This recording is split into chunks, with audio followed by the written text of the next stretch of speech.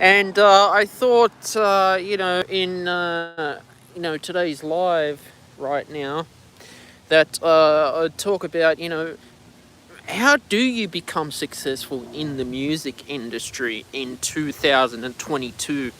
Now, this is a very, you know, how do I say it? It's a very broad topic in how to become successful in the music industry. But you got to think. Well, define success in your terms. Now, what does success mean for you in this business?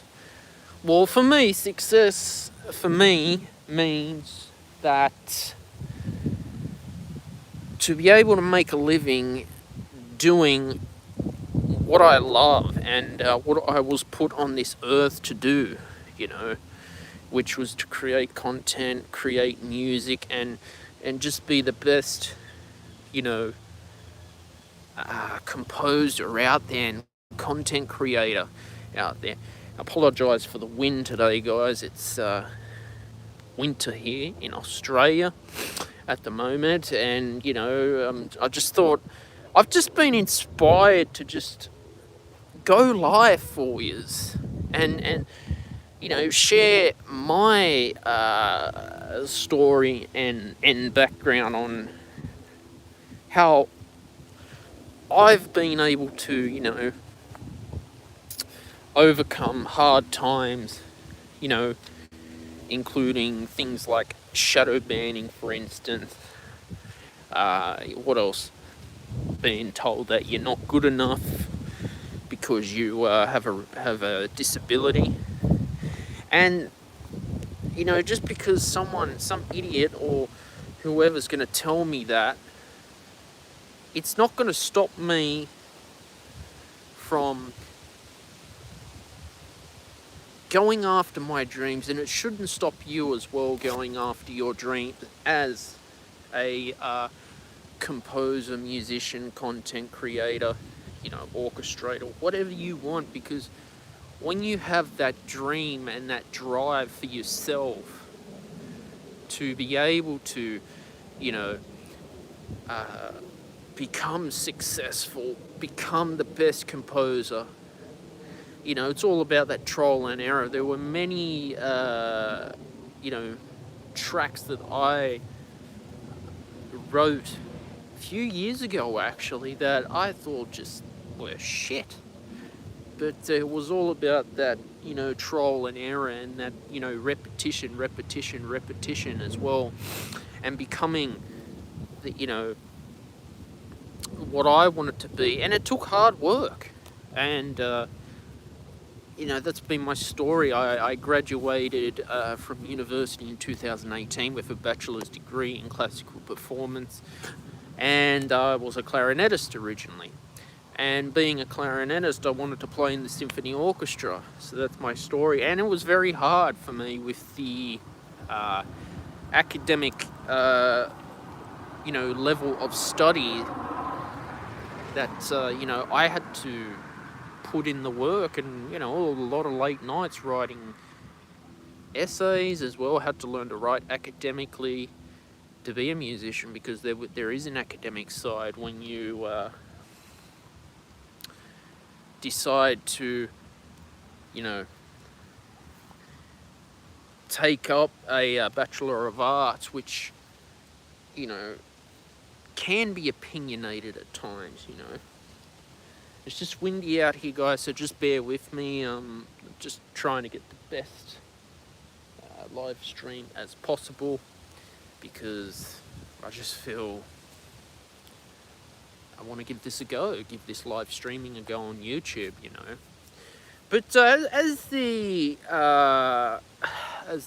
channel has grown, and I really want to thank you from the bottom of my heart to my community. In 1 year, I achieved my first, 100 YouTube subscribers, and that to me meant a lot, because the first 100 YouTube subscribers are the foundation of your channel.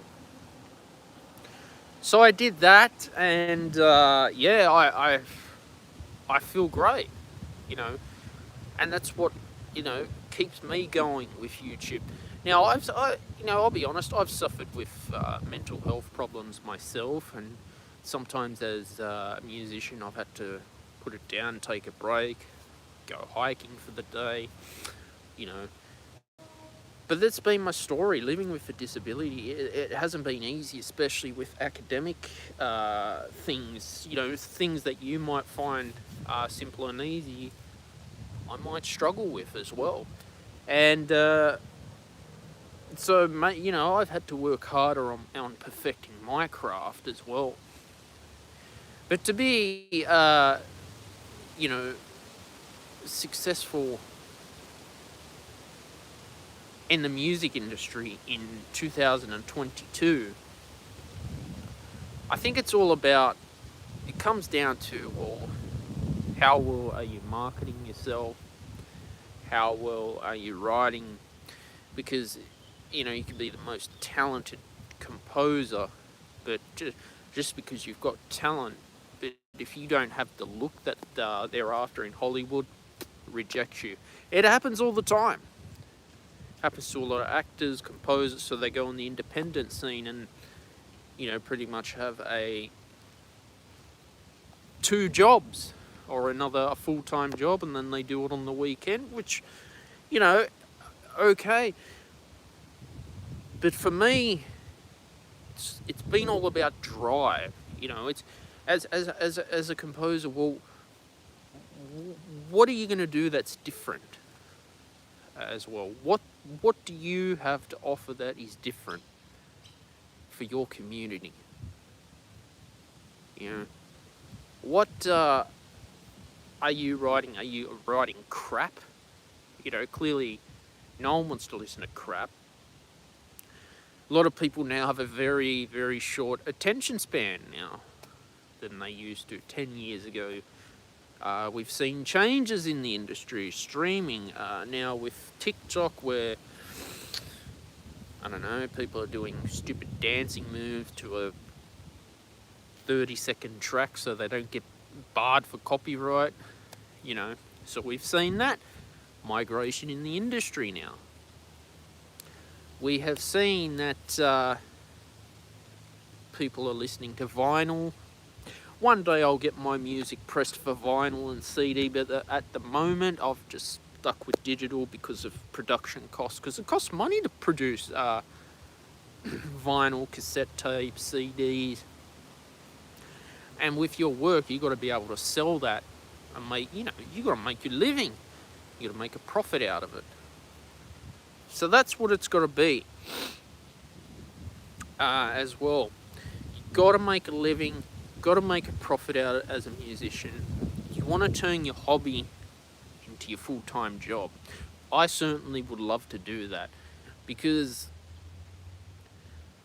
you look at people now who work a full-time job, which is, there's nothing wrong with it, but they seem miserable. So they pursue a business or a side hustle on the weekend or after work, create content, create videos as well. And they might live stream as well to show, this is what I want to do, and this is what I want to do. Be able to content creation. I've got the podcast, the Stephen Shields radio show as well, and that's been fun. I've been using social audio. I've noticed social audio has helped a lot with my channel. Wisdom, I've used Wisdom. I've tried things like Clubhouse, Spotify Green Room, but Wisdom was the best. What frustrates me the most in this business, in music, is the royalty payout is shit. Gone are the days where you'd get a big fat check in your royalties. Now it's pretty much fuck all that you make. The sad truth about this is, when you self-publish, it costs you money, literally, to be able to put it out there. Well, whatever distributor you have, CD Baby, DistroKid, Ditto. I've had a lot of problems with Ditto Music, so I won't be using them. I mean, I prefer CD Baby because at least you just play your flat fee and it's out there forever. You know, you got two options. You got the standard or the pro. I prefer standard because I'm not worried about the royalties, so, and I'm happy. If you want, there's Bandcamp. So I sell my music on Bandcamp for you to download. At least with Bandcamp, it doesn't cost you money. They just take their commission and that's it. Or there is Pond 5, royalty-free music. So I've decided to go on Pond 5 and put my work available for royalty-free use. So those are the strategies that I've had as well, that I've put in into my work, into my creativity, because a lot of work goes into this business of music. A lot of work is out there. There's so much content in the world today, right? There's so much content now. It's crazy. It is really crazy. And you got to look at it like this. It's, do you have a meaning or value? What value are you adding into your work as a independent artist, independent musician as well? You know, I put a lot of, you know, I had to learn to orchestrate as well with orchestration. And so that's how I learned to, you know, basically write music traditionally. And I had to learn to do harmony and basically look at ways of, you know, finding what was my calling in life as well.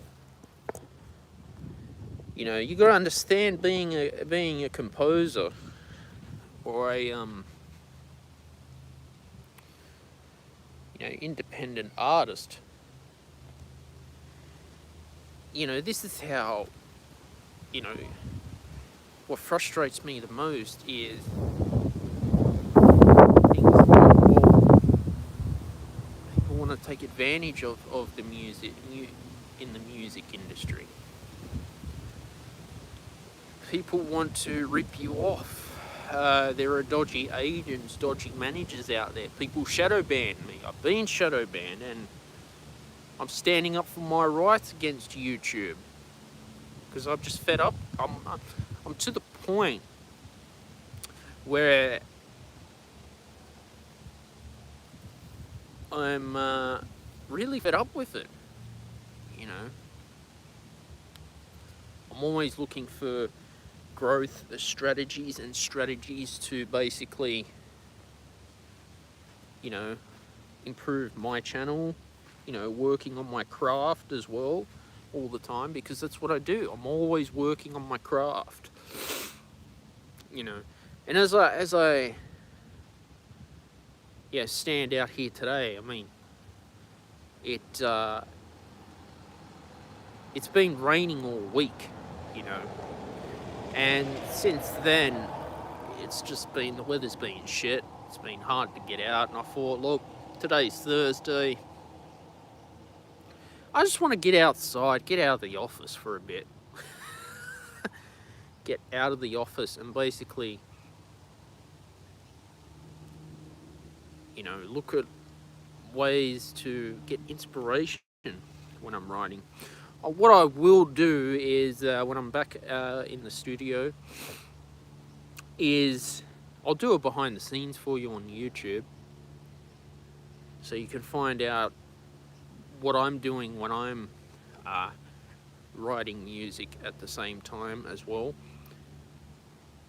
And that's what I'll do. I'll show you my writing process, because there's always a process you got to follow when you're writing, especially composition process too. You got to find You know, what are you inspired to do today? Uh, what's driven you to get into the studio right now is one thing as well. You know, what are you looking at basically in the next 5 to 10 years? What is your 5 to 10 year goal in this business as a composer, as a content creator, orchestrator, musician? You know, because gone are the days of, the music industry is, yes, slowly dying out, slowly. For some reason, it's all gone online, it's all gone digital at the same time.